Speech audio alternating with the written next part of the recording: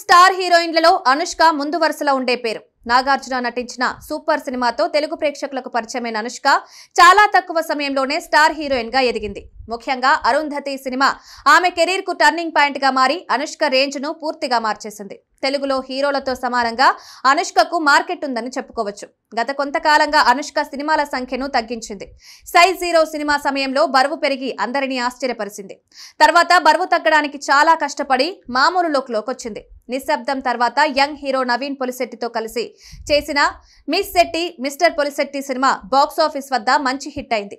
ఈ విజయంతో తిరిగి బ్యాక్ టు బ్యాక్ సినిమాలకు గ్రీన్ సిగ్నల్ ఇస్తోంది.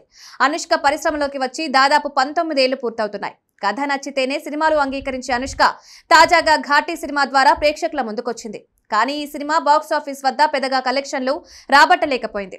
ఇక గతంలో ఇంటర్వ్యూలో అనుష్క మాట్లాడుతూ బాలకృష్ణతో నటించడం తన కెరీర్లో చేసిన అతిపెద్ద తప్పిదమని చెప్పింది. ఈ వ్యాఖ్య ఆయన అభిమానులను కొంత అసంతృప్తికి గురిచేసింది. బాలయ్యతో కలిసి ఆమె నటించిన ఒక్క మగాడు సినిమా 2008 సంక్రాంతి కానుకగా విడుదలై పెద్ద ఫ్లాప్ గా నిలిచింది. సినిమాలో అనుష్క పాత్రకు పెద్దగా ప్రాధాన్యత లేకపోవడం, మరో హీరోయిన్ కూడా ఉండడం, అలాగే ఒక పాటలో చేసిన అంగాంగ ప్రదర్శన వల్ల ఆమెపై విమర్శలు వచ్చాయి. ఆ సినిమాలో తన పాత్ర ఏంటో పూర్తిగా అర్థం చేసుకోకుండా యాక్ట్ చేయడం తన తప్పిదమని అనుష్క అంగీకరించింది.